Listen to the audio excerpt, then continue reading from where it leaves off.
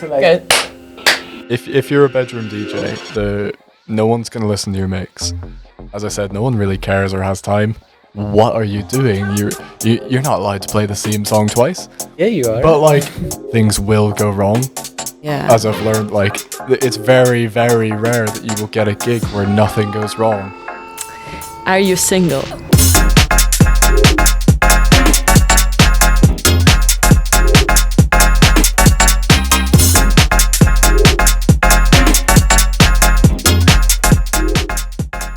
Hello, everybody. Welcome back to Up and Coming podcast, where we talk all things electronic music with our amazing guests who have been there and seen it all. So today it's me and Luke, your up and coming hosts, and our guest. Joe Garvey.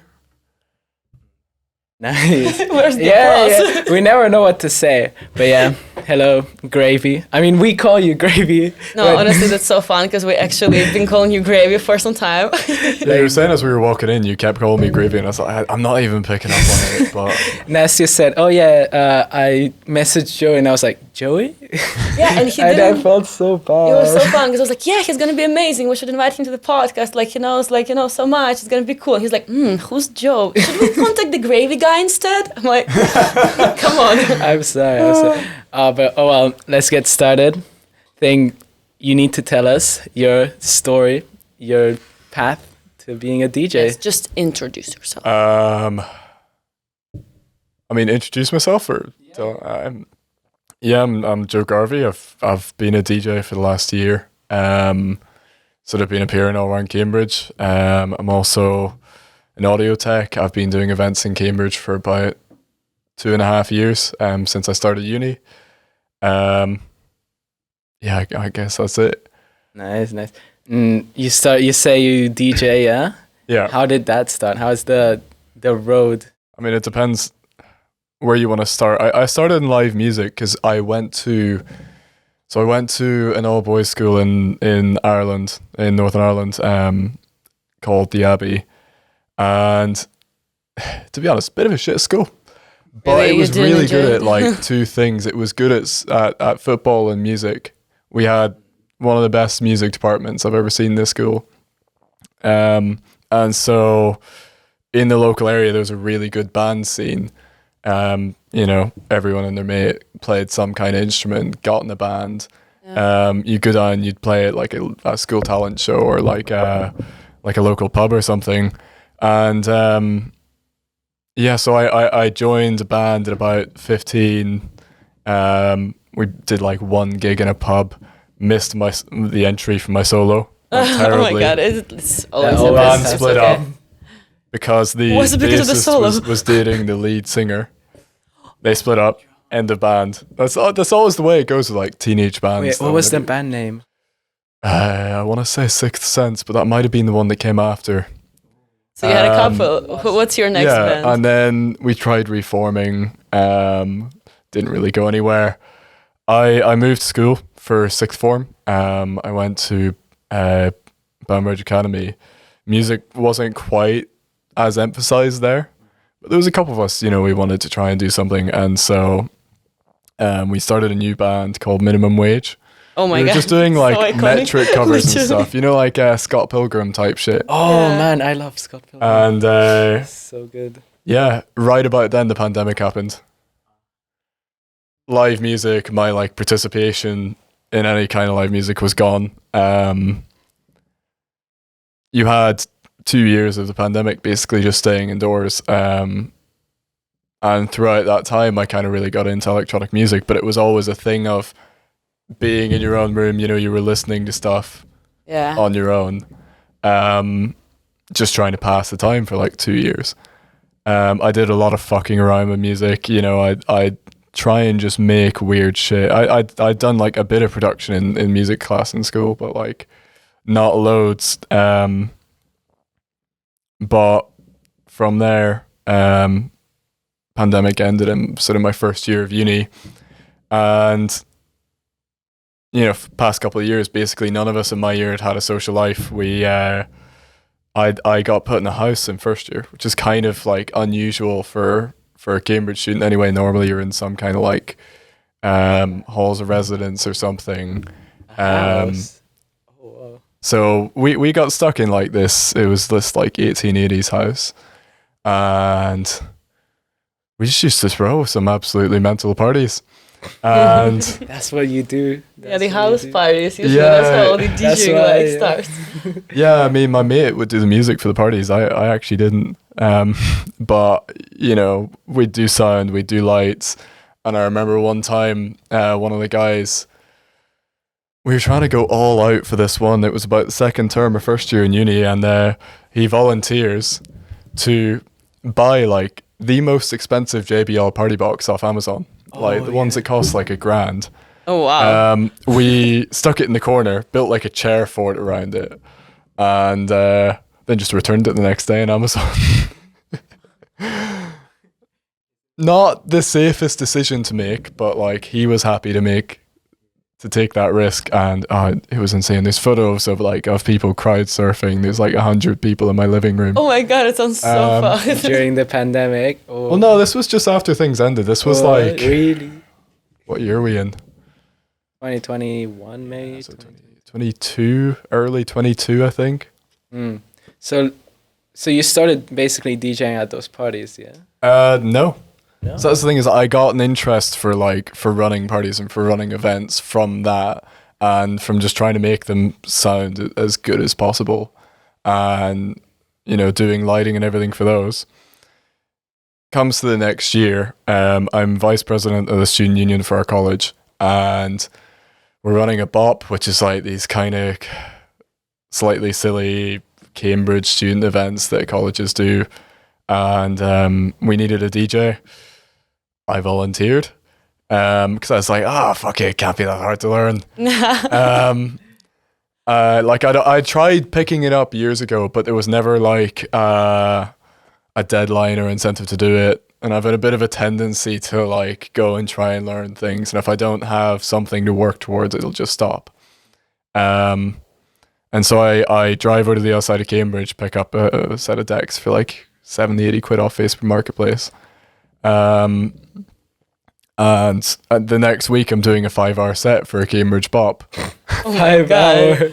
Crazy. I've never done like No, me more neither. than 2 hours. But it's quite I interesting. never played in front of a crowd before, but it was like a 5-hour set for like a Christmas Bop. But like you know, you're not really doing much mixing. It's really just like a playlist. kind yeah. of. It's like I had my playlist from the parties that we used to do, where I'd like sometimes do the music, and so it was just like stick on, you know, stuff that like the English students like. You know, you get your Arctic Monkeys, you get a couple Christmas tunes in there. Yeah. It's the most pop, quite the basic. cheese. Yeah, All the and that's fine. tunes. It's just not really something that needs a DJ, to be honest. I mean, it depends what you're doing with it, but That's a good start. Like first time DJing, almost first time 5 hours. Oh my That's God. that was a long set, and it was like the reality very quickly hit of you have like somebody's on God knows what, and like they, you know, some mixture of alcohol and something else, and they're coming up to you and they're like, Joe, can you play this song? Can you play this song? And I'm like,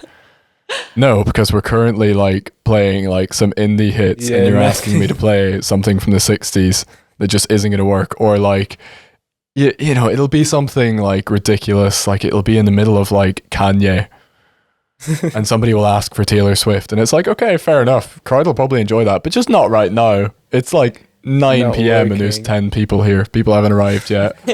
Did anybody drop drinks on the deck? So No, managed to escape that. surprised. Yeah, That's I not- mean, considering there was like really nothing between me and the crowd, it was you got away surprisingly well. I mean, to be honest, the best events are those that are unplanned. Yeah, like it's ours. true. No, 100%. So yeah, that was my It's first not gig, good. and from there things were very slow. I don't think I spent like this is the thing, is that I didn't know anyone in the Cambridge scene, and like especially with the pandemic, you know, generally you get a chance to go out and meet other uni students or meet people outside. It's like, especially in Cambridge, college bubbles can be quite insular, and so I didn't know that many people outside of my own college. You know, I didn't get involved in music outside of that space. I didn't know what electronic music nights there were. I didn't even know like that there were other people doing this. I knew nothing about DJing. I knew nothing about the scene. And so I just spent like, it's probably about 5-6 months. I was like, I'll really push the social media following. I'll try and find some nights to like try and play to. I'll send some DMs around the place. I'll put up some mixes on SoundCloud. None of that works, to be honest. You spend like I'd sit down and try and do like these pre-recorded mixes and just try and build up like enough of a collection that someone who's never heard me before can maybe listen to a mix and they like what I've got, then maybe I can play. Doesn't really work that way. Why do you think so? I mean, from a promoter perspective, two things. From a social media algorithm perspective, just clips of you DJing, unless you're doing something particularly viral, are never really going to catch on. Like, there are people who manage to do it successfully, but it's rare. And especially the style that's suited to a very quick performance mixes doesn't always translate to a real dance night. No one's going to be sitting scrolling through Instagram and want to see you do a 2-minute techno blend. Yeah, of course. From your bedroom, because there's 1,000,001 people doing that. Fair. From a promoter perspective, it's not that no one gives a shit about your mixes. It's that no one has the fucking time, because everybody's going to get mixes from 1,000,001 different people. And if you're depending on a night, you want something that's going to work 100% of the time with the crowd, and you can't really, especially with the state of the music industry and live music these days, you can't afford to take unnecessary risks, and it's becoming less and less viable to take risks on people. And so if, you'll get 1,000,001 DJs from the bedroom who've never performed live, and which is a very different skill to doing something in your bedroom without pressure, without technical things going wrong, without a setup that you're unfamiliar with.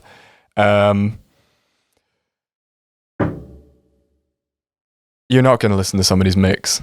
Yeah, surely. No, it makes a lot of sense. No one has 2 hours to set aside to listen to every hit mix that comes into their inbox. Yeah. Have you seen DJ Mandy? Do you guys know DJ Mandy? That's exactly what I was thinking of when I was thinking like, oh, there's some like DJ mixes that go really viral. Is she the rage baiting one? Who just does like... Yeah, like she does just like ridiculous, like she's just trolling, this like the whole. Yeah. It's quite funny to people who don't realize though. This is so crazy because at some time, because she looks so serious when she does it, and then these tracks, they're absolutely ridiculous. Like she would mix, for example, like techno with some Taylor Swift song, and then like some Carol, You just. Yeah, she would look so like serious. It'll just be like a massive techno button. drop, slam the crossfader, Mr. Brightside. Yeah, it would be like so fun, but. Like, she's so popular. And sometimes she actually, like, I think she's actually a good DJ. She drops mixes from time to time. And, like... I feel like to be that bad, you have to be good in some respect. Yeah, of course. It's true. But I perfectly see what you say about that. Nobody's going to care unless it's something like raging. I do get it. Like, 'cause I've recorded my fair share of mixes on YouTube, SoundCloud, everywhere. It is the kind of thing, because I do that. I record mixes and then myself, when I'm going through like songs or mixes, just skip like what songs are they playing, what transition. I never just stay there, stand for like 1 hour listening to a mix. It's also like that. It's like TikTok brain, like need to 8 seconds. I mean, like best opportunity to listen to a mix is, a 2-hour car trip or like or going gym, for a walk somewhere, or even just in the background doing stuff in your day to day.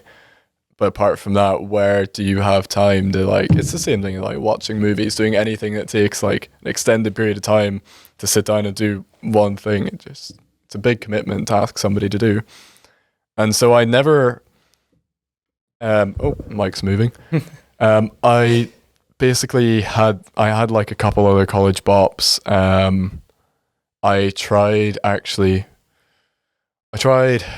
I met a friend who gave me a gig for the Abacus Club night. It's like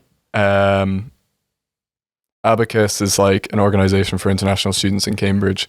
And so I think I was on for like the first 2 hours for like my mate's club night in MASH. Just like volunteering to like get some experience. just having people like scream play Rihanna at me over the top of like the thin plexiglass that divides you and the crowd and mash. So I did that, and then me and that mate tried to run an event at my Cambridge College together. I saw that. Cavendiscs, great Yeah. name. It was Such a a mate good at name. I Pembroke. love the name. No, mate at Peterhouse came up with that name. We like did a massive poll trying to come up with names, and it's a great name. Event went terribly because this is the thing, is that I was getting to the stage where I was like, I'm putting so much energy to this and it's not going anywhere. What if I just run my own thing and make the night that I would want to play at? Again, if you don't know anyone, it's very hard to promote that kind of thing. You need to know people in circles who are interested in that to know the audience that you're going to try and appeal to. How was like, so you did like a couple of nights, so how was the first night, for example? We did the launch night, which was free entry, and Cambridge colleges can be notoriously difficult to work with in terms of health and safety and you know, different things, and using a bar space. My college had just opened a new bar, and to be honest, it's a bit like a fishbowl. Like right now, was it like 2 weeks or? Are Well, you it's like, talking you know, the about- cafe at Lucy Cav. Yeah. It's a great cafe Oh, but to it's some people, quite but it's like you can't really run like a nighttime event in there. It just really isn't the space for it. And yeah, we ran a first event. It was mostly like people I knew at Churchill and neighbouring colleges came. A lot of engineers.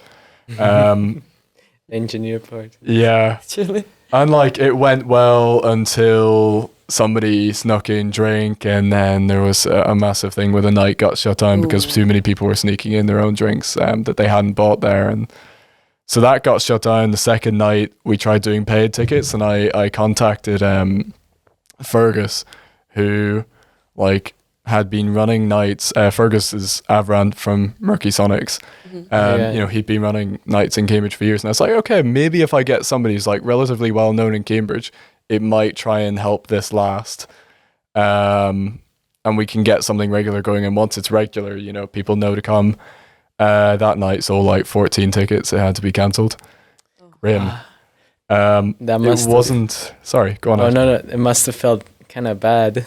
Just 14 tickets. Yeah, especially when you have to like put a lot of effort into like risk assessment. You know, getting sound equipment, practice, everything, promotion. You know, I did like a 2-week marketing campaign leading up to that night, and it just went nowhere. But it happens, you know. That's kind of part of the process. There's no way of. I mean, you skipping learn, that. Yeah, you learn a lot through your own failures, and it wasn't until you're talking like end of Easter, I think, I happened to see that the Cambridge Psychedelic Society were running a party at Thrive in the basement. Thrive is like a vegan cafe just off Mill Road, and they used to run live music. Not anymore, but because the council can be a bit of a pain with noise restrictions, and they've got neighbours and stuff. I mean, anybody who's run events in Cambridge knows that noise pollution is something the council's very, very tough on, and that is incredibly hard to get away with. But anyway, at the time they were running these events in the basement, and I sent in my mix, and I was like, hey, like, please listen, you know, this the same shit I've been doing for 6 months by that stage. And I was so lucky that Owain at Psychedelic Society listened to my mix. He really liked it, and he took a risk at putting me as the opener for their night. So I was on from like 8 to 9:30 or something. It was my first proper gig. I set up the sound and everything for them that night, and it was playing with it's myself opening, Nick Zero, who's a massive like player in the Cambridge scene anyway for psytrance, the two Murky lads, and then the two guys who now run Leia Tala Sounds between Bristol and London. Oh, cool. Is it a club night? I haven't heard about it. I think I can't remember what club they run. They run the night in, but That's pretty big. Oh, they were in room 2. In the, what we call it, room 2, it was like room 1 was the basement and Thrive, room 2 was the attic, and then the ground floor cafe was shut. And yeah, it was a great night, and that was the night that I finally sort of got to meet other people in the scene, other people who were interested in the same kind of music I was. you'd think, oh yeah, that's the point where it takes off. No. Oh, um, spoiler. I take a bit of a risk because I just decided to move to Bristol for like a research internship because I had nothing else lined up for that summer. I was like, oh fuck it, I'll move to Bristol. Bristol, like, you know, I've heard so much good music coming to Bristol. Yeah. I wanted to see what it was like. I wanted to live in another city. Cause like I mean, Cambridge is a city, but like I'd never lived in a big city in my life before.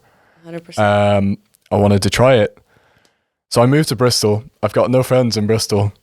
I've got an unpaid internship.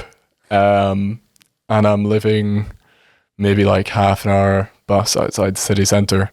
I picked up a job working as a sound tech for the Crown in Bristol, which is like, it's like a pub in the city centre, who ended up opening up the cellars of their pub as a club, with the idea being that, like, you know, it'll help support music nights. If people are, you know, they come for the pub, they stay for the club. Yeah. Sounds like a good. And yeah, that place is doing really well. There's lots of really talented DJs coming out of there. They run open decks every Monday. If you're in Bristol, check them out. USB Bristol. I think I sent an email. I worked out every club in Bristol and I sent an email to every single one because I didn't know at that time that you're meant to really target promoters and not clubs. Nothing. Didn't get a single booking anytime I was in Bristol. Even though you were there, like you were working for them, so like you saw. Well, no, I was working as a sound tech. Yeah, but is it like still the barrier is kind of like, half broken or not really? You know, as I came to find out, the scene in Bristol is very different, even to what I expected it to be. You know, I come at Bristol from a perspective of, you know, trip hop came from Bristol, a lot of dub, a lot of reggae, and like, you know, you go there now and it's pretty much entirely drum and bass. Oh, wow. And some of it's good, some of it's questionable. There's some really good jungle DJs down there. Yeah, I've heard a lot of. I think the thing I found when I was there was I'd want to go out and like, I love a bit of jungle, but I don't want to go see jungle every night. I see. I wanted a bit of variety, and I never really found that in Bristol. I was probably just looking in the wrong places. But probably for people who are really into jungle, it's like a place to be. Yeah, it's like heaven. If you're in the jungle, it's a proper place, especially if you're into record collecting as well. Loads of really good record stores down there. You've got Disc Frisk, Collector's Cave, Wanted Records, a whole load of different places, and there in Bath as well. How about the Cambridge scene? What's the genre you'd say? I mean, from what I've seen, it's pretty dead. I mean, questionable, right? People think that it's dead, but it's not just bad. really poorly connected. Yeah. So there actually is a lot going on in Cambridge. Just it's that, like, people will know about one night, but they don't know about all the rest. So it was a month ago. You know, we did the Refreshers Fair together for Cambridge Uni. And I set myself the goal of like finding out every single dance night that exists in Cambridge and just listing them all and getting and sharing them with as many people as I could. I mean, obviously, like, things are quite restrictive in the Cambridge scene in that you've got like really high rent prices and poor connections with the city centre, and you know, there's the whole town-gown divide, which is a massive issue of, you know, the city centre is kind of inaccessible. And students don't venture outside of their own colleges, which it's a bit of an issue. I mean, it's the thing of, why would you? You know, if you can have a bop of cheap drinks at your own college, why would you head out and take a risk and try new music and go out to a night that's got conservative, like everyone to themselves? Or it's not intentional.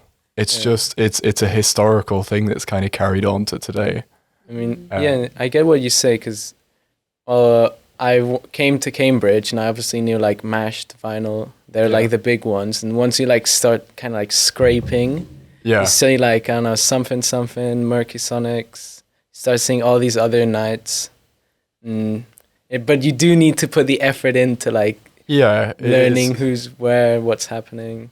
It's one that you have to put an unnecessary level of effort. I think like the one best thing you could do for the Cambridge scene is, so like in Bristol, you've got a ticketing app called Head First.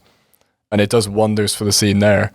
Headfirst is, as far as I'm aware, locally run, and you go on the Headfirst and it's only nights that are on in Bristol, and it's only live music or comedy or whatever, and they'll have like an editor's pick for like, oh, if you want to go to something really good this week, go to this night. It's a very good idea. It's really, really good. And actually, there is a thing like that. Well, there is a thing like that.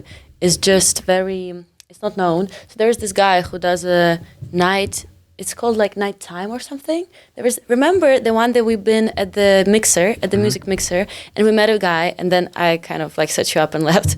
But remember you talked to him, and he does this kind of website that collects all the club nights, and his idea is quite similar. He wants to collect all the club nights at the same, like on the same place.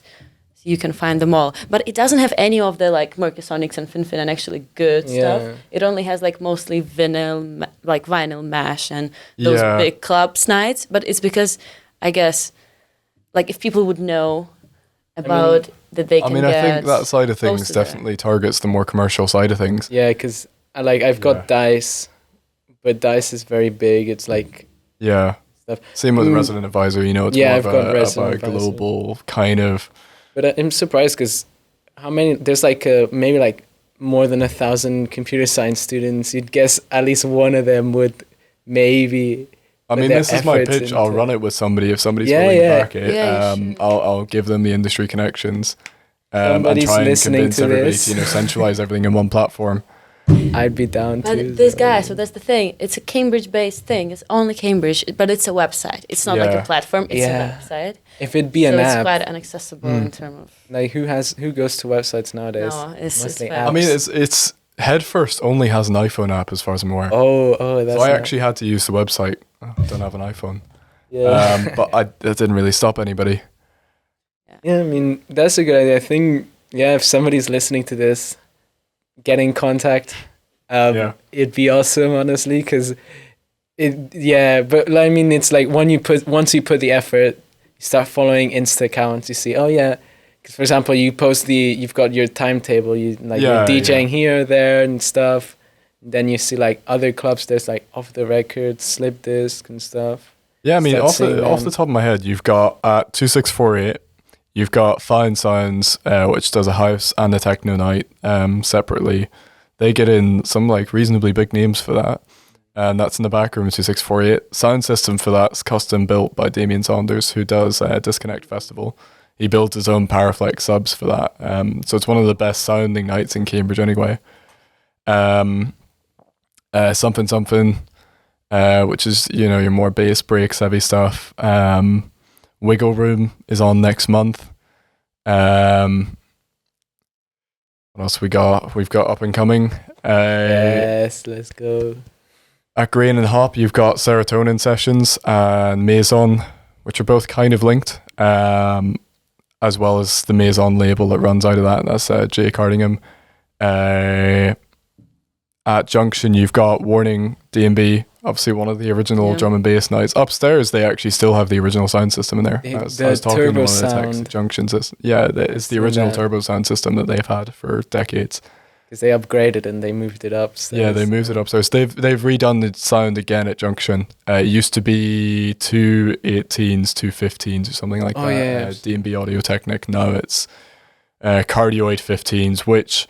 Having listened to it, it's far better for live music because you get way less stage noise from the directionality of the subs. But for dance music, it's a bit lacking. A lot of people prefer upstairs if you're playing dance music.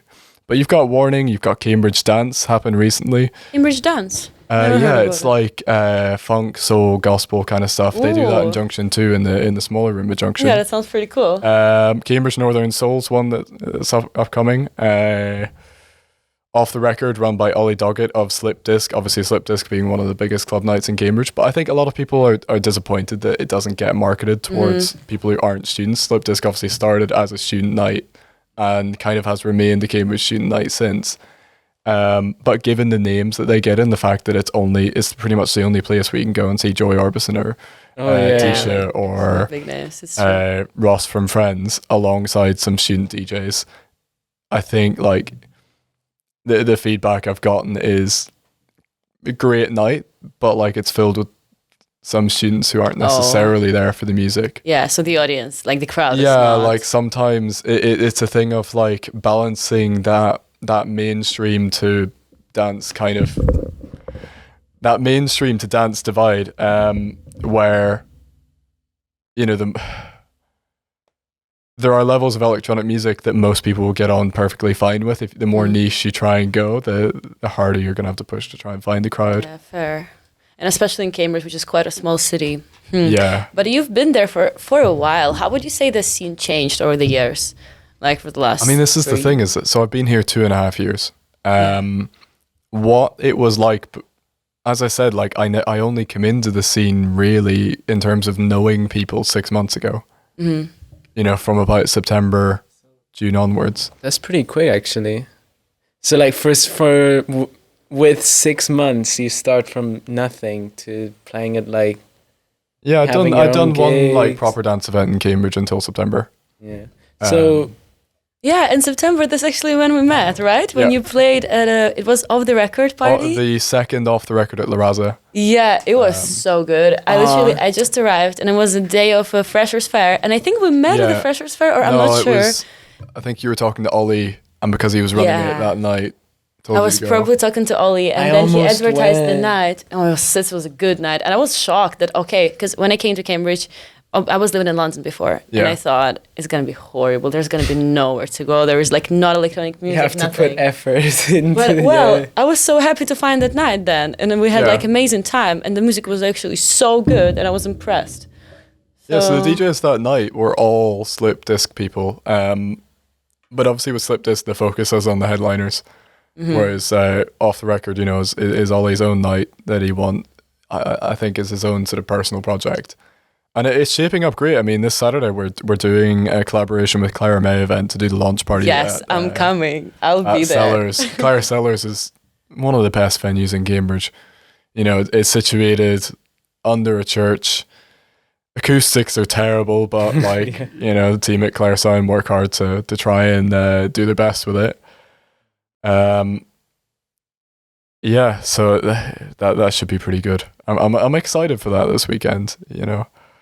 It's been sold out for a couple of days now. So interesting story. Quite fast. So imagine I'm like a bedroom DJ. Yeah. How do I take that step into specifically in like Cambridge? Like, how would you start getting gigs or connecting with people?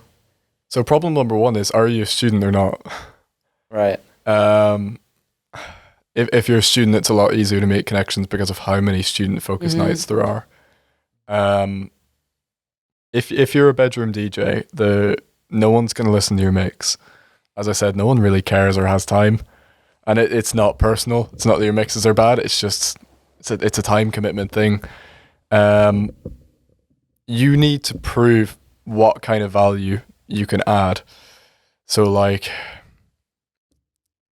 first you need to get involved in the community. You need to go to nights. You need to be seen there. There needs to be a face to put to your name. So what I've done in the past, I tried to get a gig in Belfast. And so I this mic stand is... Yeah, same. At this point, I'm just holding mine. Today is like a special day. Like they're behaving. It didn't happen last time. Yeah, last time was fine. I think it's probably because I was sitting more over this way. If I sit in the middle, it's fine. I know on its own weight. Yeah, so as I was saying, I tried to get a gig in Belfast, and the first thing I did now is I messaged the promoter ahead of time. I'm like, hey, here's who I am. Here's my mix. How did you find the promoter in the first place? You just need to go out. Say, like, that's the thing, is you need to like try and, like, you can check Resident Advisor, you can check Dice, you can ask your friends where they're going, check Fixer, find venues in your town, look at what they have on their calendar, follow some local DJs, see where they're playing, and just get involved. Go out to nights, make your face known, maybe talk to people after. If obviously don't bother people. That's the thing, is you want to be seen as like, you have to prove to people, like, why would I hire you as a DJ? Why would I take the risk on you? And if somebody finds you a likable person, they're a lot more likely to do that. It's got very little actually to do with how good of a DJ you are.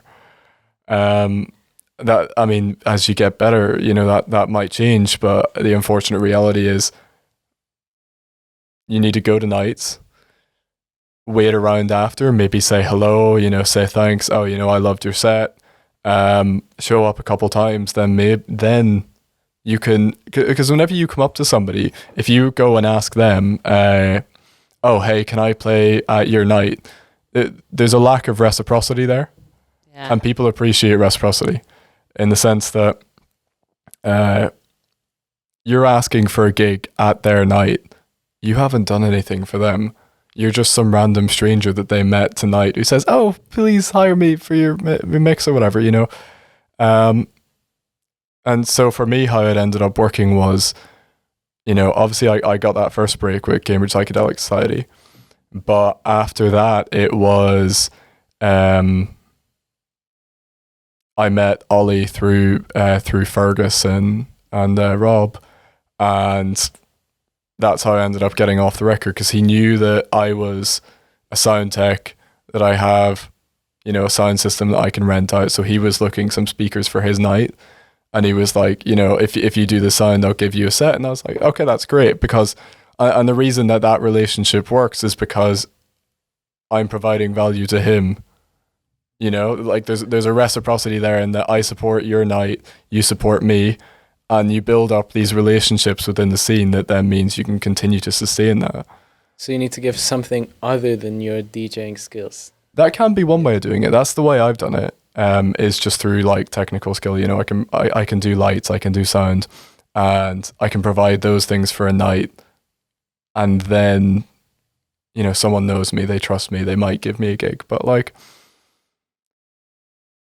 you know, for example, because a lot of the events have, for example, Instagram account, like there's the Murky Sonics Instagram. So should somebody, so if I've gone to a couple of events, would that be a good way to like contact them, like DMing them? Yeah, I mean, like if somebody it's always good to have a face to put to the name. So like, you know, if you're DMing someone out of the blue and they've never seen you before, it's a very different proposition to like, oh, you know, I've loved coming to the last few nights that you've run. I'd love to join the next one. You know, it's a very different proposition. Yeah. So, well, tips. Go to events, get involved, be nice, be friendly, you know, see if there's something else that you can offer to people that's going to help out. And all else feels I don't really know where to go from there. Yeah, I mean, it's quite good. Because nothing else I tried worked. Yeah, you know? Fair.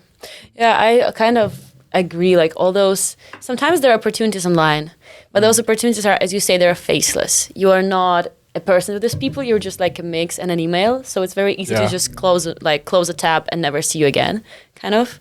So I kind of get it. It's a lot of personal connections. One more. So like you said online, like there's mixed competitions and stuff that you can enter. I've never seen anybody really get anywhere through those, but open decks are a pretty good way. So like for me, I shit the bed on that first Murky Sonics gig. I clanged the mix. It was really horrible. And I'm quite glad that no one showed up, you know, for the, like, people kind of stayed upstairs during my opening set. And I remember distinctly, like, in the last 10 minutes of my set, Fergus and Rob came down, and I absolutely clanged a mix into a Mark Blair bootleg. And I just looked them dead in the eyes. And, yeah, it was grim. But that's the thing, is I had no experience playing on club gear. I had no experience in front of a crowd. Open decks are a really great way to get that, you know, things like open decks and house parties are a great way to learn to actually play to a crowd, which is a very, very different skill than being able to mix in your room alone. Mm-hmm. Building up that confidence and the ability to deal with things that go wrong. So like, there's this idea, you know, if you use sync, you're not a real DJ, but to a certain extent, okay, yeah, I use sync, but I don't rely on it. I mean, I don't actually set beat grids on any of my tracks because I use sync just for the BPM matching. But say, for example, the first gig I had at Roll On, I was a bit lazy and I didn't export all my tracks to engine DJ, and I was using Denon. Denon Gear will accept a Rekordbox USB, and I was familiar with using Denon Gear because I'd used it before. But it was a really, I'm not sure if the decks have been updated, because what Denon Gear will do is you load a Rekordbox track, it'll analyze it on the fly. So it'll take a couple seconds for you to get any kind of BPM or beat grid information.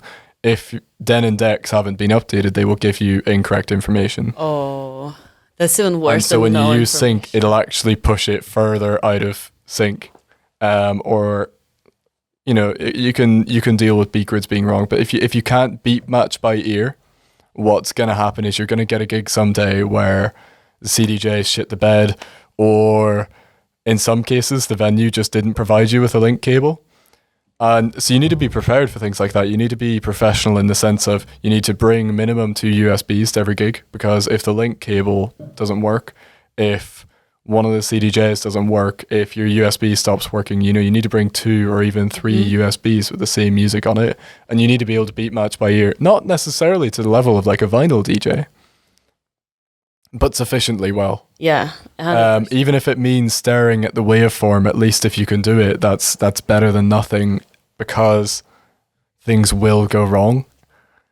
Yeah. As I've learned, like, it's very, very rare that you will get a gig where nothing goes wrong, or you won't get caught out by something. And so you need to, the difference between moving from being a bedroom DJ to being a professional is your ability to cover up the shit's going wrong. 100%. No, I agree, like, with you all in, because like something like that happened to me on my like 3rd or 4th gig, that I came to the club and the decks were so old they couldn't read my hotkeys, and I really rely on hotkeys. And also the like I couldn't regulate the speed, so I could only add plus 10% to my speed. Yeah, sorry guys, I don't know how like the professional terms are not there. Yeah. But I literally, and in my sets I usually jump from like 80 to like 120, because I just like speeding up the tracks, and then it's very funky and nice. So I couldn't do that, and the guy who was before me, like the DJ, he just looked me in the eyes, and I was so scared, and I was like, oh my god. And he said this thing, he's like, but are you not a real DJ? You cannot beat match. And I'm like, oh, why would you say something like this? It's a bit of a dick. But like exactly, right? But it was fine. It was actually quite good. But this like hour or hour and a half, it was like such a learning process. I couldn't like, take my eyes off the decks, because I was just like thinking, and I like completely changed my whole set, because I couldn't obviously mix the songs that I wanted to mix. Yeah, I mean, so it was quite stressful, but it worked out. That's part of the learning experience of becoming better and becoming a professional, is being able to deal with those issues. Yeah. At the same time, there is like, especially online, a lot of elitism around like, oh, you're not a real DJ if you do this, if you do that. Fuck off. 100%. You're a DJ if you're enjoying it. And yeah, because there's also online, like, obviously you see all the videos that go viral, it's like complex transitions. Like, would you say, does the crowd care if you're like adding a roll effect and doing this and that, beat back spinning into another track, stuff like that? Other DJs will care. Yeah, I mean, if you know what they're doing. If it's a question of like, does it add anything? Is there value added in what you're doing? Like, James Hype is an interesting example of not someone who I particularly like his sets. I don't like his music, and I don't like the way he plays, but I massively respect, and the audience that he plays for respects his style and what he does. And his style is push DJing beyond what anybody thought was capable on like just a set of simple CDJs. It's like he's a unique case where that's what his audience wants. Track selection's always really going to come first and mixing second. It's not to say that you can't do some crazy advanced mix and it won't add something to your set, but if you don't at least have a good bass, then it's not really going to go anywhere. Yeah, I think it's very important, to talk about it, because I feel like there's a lot of confusion when it comes to like DJing about what comes first, like what is more valuable, and people think that you need to learn and be like Fred again with all these kind of transitions. But yeah, sometimes it's just about like sharing music you love and playing, so people enjoy and have a good time while you're playing. That's how DJing became a thing. Just people putting records, songs that they liked. It's very roots, like from the beginning. Yeah. Yeah, it's the warehouse club, you know. Frankie Knuckles, and all of the other like OGs of DJing. You know, they just stick on the same record for like half an hour, 40 minutes, and play the same song for 40 minutes straight, or they play it 8 times in a night. And like people nowadays would look at that, it's like, what are you doing? You're not allowed to play the same song twice. Yeah, you are. But like, what was it? Acid Track's Future. I think I remember watching a documentary where the original story behind that track was acid had obviously never even existed as a genre before that track. Mm-hmm. But the first night that was played at a club, it got a really mid reaction. And then he played it a second time, and he played it a third time. And as it got later on into the night and people heard it more times, and the lack of familiarity and weirdness wore off, people started really enjoying it. Yeah. And that's how some of these genres evolved in the first place. I don't even know where I'm going with this, but like... No. Like, no, it's continue. like... It's a sense of like, also. don't let anyone tell you what you should and shouldn't be doing, because there are no rules. It's just, the objective is the crowd having a good time? Mm-hmm. Are you giving a good performance? It doesn't matter whether all hell is breaking loose for you behind the decks, or whether you're doing things the right way or the wrong way. What matters is the crowd, the energy that's seen there. Do people come away remembering that night? And I think it's also a lot about your personal intuition. How do you feel? Like, do you feel it's gonna go well or no? Because as you said, like usually when you bring new kind of genres or new, like how was it with scratching? It was the same. Was it Grandmaster Flash? I'm not sure, but the first person who did the scratching, his first gig, it was horrible, and he went home and cried. There's like also a documentary about it or a book about it that I read, but it's quite inspiring. And then because people were shocked, why is the same phrase? It's just again and again and again. People thought it was a glitch, right? But then it became a style, and now it's huge, and now it's like one of the foundations of DJing. Actually, okay, speaking of tracks, you gave us a track. Yeah. So we'll go with the Max Cooper one to start off with. Max Cooper is kind of one of my idols. He is originally from Belfast, but mostly started his career at Nottingham, where he went to uni. He has a PhD in like biology or neuroscience or something. Oh, wow. But what the stuff that he does kind of aims to fuse, half of it's the music side, the other half is the visual side, because his sets see visuals as being as important to the experience of the music as the audio. So he'll work with a lot of audiovisual artists on a track by track basis to produce these things, and the setup that he uses live is effectively a mixture of DJing and VJing, of blending visuals. And I remember, like, I've seen him twice. I've seen him at one of the final nights at Printworks and at Cambridge Junction. I saw him 2 nights in a row, actually. And both nights it was just incredible.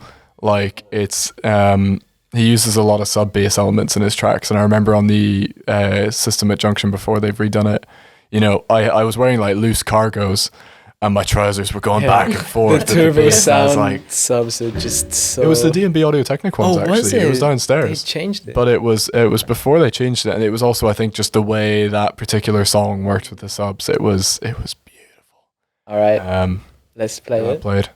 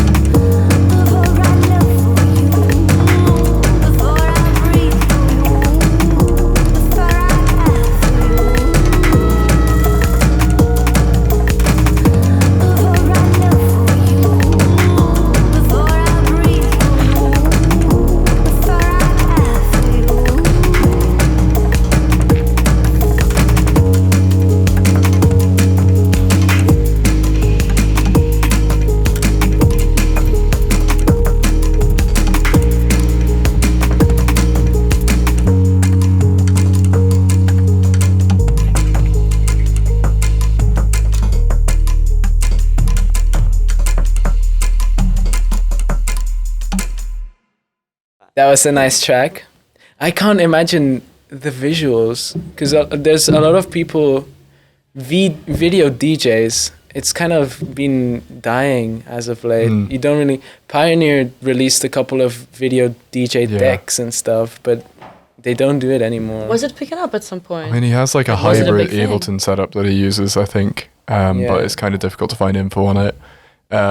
I did speak to him briefly, and like I think one of the huge reasons why it's not done more often is just the sheer cost. Yeah, it's like he would do some stuff with like Architecture Social Club. If you can check them out, like their shit is amazing. But a Junction, it was his standard setup is a 2-layer projection screen. So they've got the rear projector Junction anyway, but the front projector was some like really expensive unit, and like he was saying to me, like one of the huge costs for touring with that kind of setup is just the rental of the projector and then having like a team to rig it all. And I'm guessing obviously not every venue has the lighting equipment. It's much harder to have to bring your own stuff and then having to plug it in, set it up. Yeah, like Barbican or Alexandra Palace, where like, you know, you get much more of an audience. He could do like 3 projectors or something, so it wraps right around the audience. But Junction, you can only do 1. Just honestly, cost reasons, cost and space. It's something that's difficult to pull off, but it's something I want to look into, try and do myself. I think it'd be cool to try. Quite a good kind of merging your it's something I'm really interested in. Okay, should we move to the questions? Our Instagram questions. So we asked and you answered. Well, I mean, you asked, so now we're gonna answer. Okay, let's start with the like basic ones. Okay, so a quite basic one is, what's your favorite tune to use in the set? I don't know what exactly is meant by this question. Favorite tune? Favorite like music to use on a set right now. Favorite music? Like tune. I guess genre you like. It depends. Like the way that I do my sets is that I'll run 2 tracks and I'll always keep a third. I actually really struggle if I don't have a third deck, because I keep a folder of like effectively tools that I use for blending between or layering on top of sets. Favorite track this week? There's a Groove is in the Heart remix by X Club. And it's that real kind of like danceable hard groove stuff that always goes down really well in sets. It's something that you really can't go wrong with, no matter the audience. In that it's techno, but it's like danceable to most people. Nice. Yeah, I'll put that in the description maybe. Yeah, the video. Good. That's good. I'll have a listen for sure. Yeah, I'm always down to listen to any music. Oh, you can ask the next one. Yeah, I'll ask the next one. Which, I mean, we kind of. We got some. Oh, Let me ask the last one, okay? My phone was not loading. Okay. Tips/advice for networking with venues and promoters. What are your tips/advice? You can summarize. I mean, we kind of talked about it. We've gone over a huge part of that, but like tips. I don't know, just be nice. Like it's the same for like trying to get known anywhere. It's just be nice to people, be a friendly face, you know.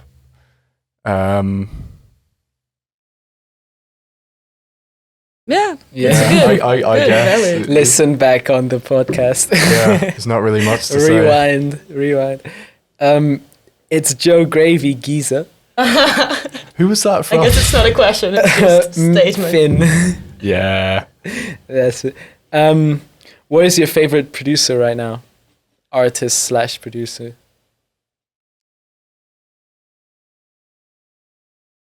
I think probably drum. DJ RUM. Massive sort of jungle/techno producer.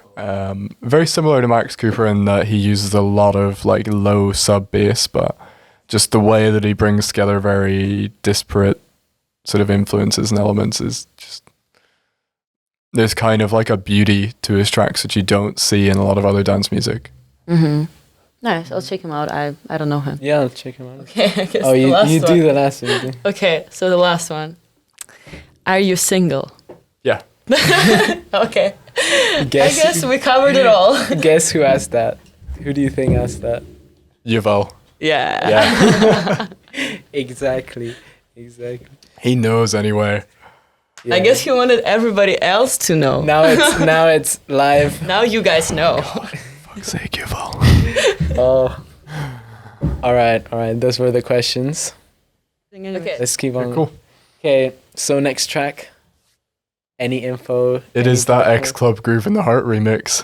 I think you can get it via Bandcamp. X Club and that whole hard groove scene through Steel City Dance Discs is massive at the minute. Yeah, give their Boiler Room set a check.